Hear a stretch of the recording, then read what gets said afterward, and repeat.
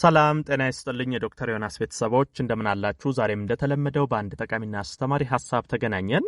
በዛሬ ፕሮግራም የምነግራችሁ የስኳር ህመምተኞች መመገብ ያለባችሁና መመገብ የሌሉባችሁን ምግቦች ነው። በነገራችን ላይ ይሄን ሐሳብ ዛሬ ማነሳው በተለይ ከዚህ ከአመጋገብ ጋር ተያይዞ በርካታ የስኳር ህመም ያለባችሁ ሰዎች ምጠይቁኛሉ። ይሄን ምግቦች ስመገብ ስኳሬ ከፍ ይላል፣ እንደዚህ አይነት ምግብ ተመግቤ ስኳሬ በጣም ጨመረ፣ ስኳሬ እንዲቀንስ ምን አይነት ምግብ ልመገብ፣ እንደዚህ እያላችሁ ምጠይቁኛላችሁ። ታዲያ ከዚህ የተረዳሁት በተለይ ስኳር ህመም ያለባችሁ ሰዎች ምን መመገብ እንዳለባችሁና እንደሌለባችሁ በጣም ብዙዎቻችሁ ለይታችሁ አላወቃችሁም። ስለዚህ በመሰረታዊነት እነግራችኋለሁ። ከአኗኗራችሁ ጋር ተስማሚ የሆነ ተመጣጣኝ የሆነ ለስኳር ህመምተኞች ስኳራችሁ ከፍ እንዳይል ባለበት ጤናማ ሆኖ ተረጋግቶ እንዲቆይ የሚያደርጉት ምግቦች ምንድናቸው? በተቃራኒው ደግሞ በአንድ ስኳራችሁ እንዲወጣ ለጉዳት እንዲዳርጋችሁ የሚያደርጉ መጥፎ ምግቦች የስኳር ህመምተኞች መመገብ የሌሉባችሁ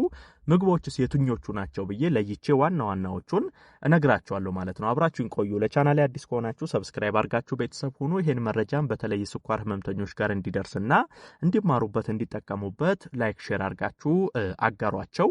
በቀጥታ ወደ ሐሳባችን እንግባ። በመጀመሪያ ምን ብትመገቡ ጥሩ ነው የሚለውን ልንገራችሁ፣ ከዛ የሚከለከሉትን እናያለን።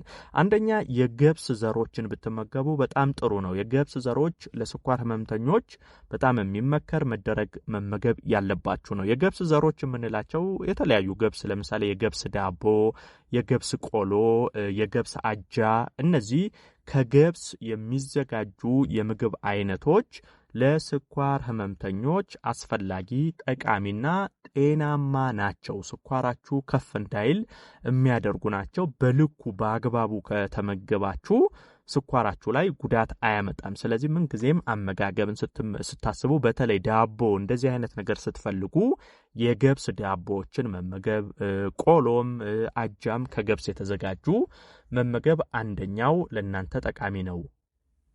ሌላው ከአትክልቶች ነው። እንግዲህ ከአትክልቶች በተለይ ለስኳር ህመምተኞች ተስማሚ ጎመን፣ ቆስጣ፣ ከዛ ደግሞ እንደነ ካሮት፣ ቀይ ስር እንደዚህ አይነት እነዚህ በተለይ አሁን የነገርኳችሁ ከስኳር ህመም ጋር በተያያዘ በጣም ጠቃሚ ናቸው። ካሮት የስኳር ህመምተኞች ይበላሉ አይበሉም የሚል ከዚህ ቀደም የሰራውላችሁ ቪዲዮ አለ። በተለይ ካሮት እንዴት ነው ለስኳር ህመምተኞች መመገብ ያለባችሁ፣ ጠቀሜታውስ ምን ያህል ነው የሚል ራሱን ችሎ ስለ ካሮትና ከስኳር ህመም ጋር ተያይዞ ሌላ ቪዲዮ ሰርቻለሁ። እሱም ብታዩ በደንብ ስለ ካሮት ግልጽ ይሆንላችኋል። እንደ ጥቅል ግን አትክልቶችን ስትመገቡ ጎመን፣ ቆስጣ፣ እነዚህ ቀይ ስር፣ ካሮት እንደዚህ አይነት ነገሮች ላይ ትኩረት ብታደርጉ ይሄ ተስማሚ ነው፣ ለእናንተ ጉዳት የለውም።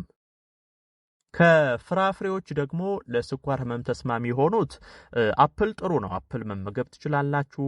አቮካዶ፣ እንደነ ብርቱካን፣ ፓፓያ በተለይ እነዚህ አሁን የጠቀስኩላችሁ ከስኳር ህመም ጋር ተያይዘው ስኳርን የማይጨምሩ ጤናማ ለሰውነትም ብዙ ጥቅም የሚሰጡ ናቸው እና አቮካዶ፣ ብርቱካን፣ ፓፓያን፣ አፕልን መመገብ ትችላላችሁ። እነዚህ አራቱን ፍራፍሬ መመገብ ሲያምራችሁ ሲያስፈልጋችሁ እነዚህ አራቱን ብትመገቡ መልካም ነው። ሌላ ደግሞ እንደነ ተልባ ያሉ ሱፍ፣ በተለይ ተልባና ሱፍ እነዚህ ሁለቱን የስኳር ህመምተኞች መመገብ ትችላላችሁ። በጣም ለሰውነታችሁ ጠቃሚ ነው። ስኳራችሁንም ከፍ የማያደርጉ ናቸው። ይሄ በደም ውስጥ ያለውን የስኳር ጭማሪ ቀስ እያደረጉ የሚሰሩ ስለሆኑ እነዚህ በአንዴ የስኳር ጭማሪን አያመጡም። ስለዚህ እንደነ ተልባ ያሉትን ሱፍ ያሉ ምግቦችንም እንደዚሁ መመገብ ይቻላል። ሌላው ደግሞ ከፕሮቲን ምንጮች በተለይ እንቁላል፣ አሳ፣ ዶሮ፣ ቀይ ስጋ እነዚህን መመገብ ትችላላችሁ። ቀይ ስጋ ጮማ የሌለበትን ነው የስኳር ህመም ያለባችሁ ሰዎች መመገብ ያለባችሁ። ጮማ የሌለው ቀይ ስጋ ብትመገቡ በአግባቡ ልክ ነው። ዶሮ፣ አሳ፣ እንቁላል እነዚህ ደግሞ ከፍተኛ የፕሮቲን ምንጭ የምታገኙባቸው ለሰውነታችሁ ጠቃሚ የሆኑ በተለያዩ ቫይታሚኖች የበለጸጉ ናቸው። ስለዚህ ከነዚህ ከስጋ ዘሮች ደግሞ እነዚህን እንቁላልን ጨምሮ መመገብ ይቻላል። እነዚህ አሁን የዘረዘርኩላችሁ ለስኳር ህመም ጠቃሚና አስፈላጊ የሆኑ ናቸው። ታዲያ በተቃራኒው ደግሞ ስኳርን በጣም የሚጨምሩና በተቻለ አቅም መቀነስ ማስወገድ ያለባችሁን ምግቦች ልንገራችሁ። የመጀመሪያው ስንዴና ከስንዴ የሚዘጋጁ ነገሮች ናቸው። እንግዲህ ይሄ በተደጋጋሚ ተናግረናል። የስኳር ህመም ያለባችሁ ሰዎች የስንዴ ዘሮችን በተቻለ አቅም ከአመጋገብ ስርዓታችሁ ላይ መቀነስ ያስፈልጋል። የስንዴ ዳቦ ሊሆን ይችላል። ይሄ ከስንዴ የሚዘጋጁ ነገሮች እንደነ ፓስታ፣ መኮሮኒ፣ የስንዴ ዘር፣ ከስንዴ የሚዘጋጅ የትኛውን ምግብ በተቻለ አቅም መቀነስ ነው። ይሄ ስኳርን በጣም ከፍ የሚያደርጉ ናቸው። ስለዚህ አንደኛ የስንዴ ዘሮችን ከአመጋገባችሁ ስር ቀንሱ። ከፍራፍሬ ደግሞ ቅድም ጥሮዎቹን ነግሬያቸዋለሁ።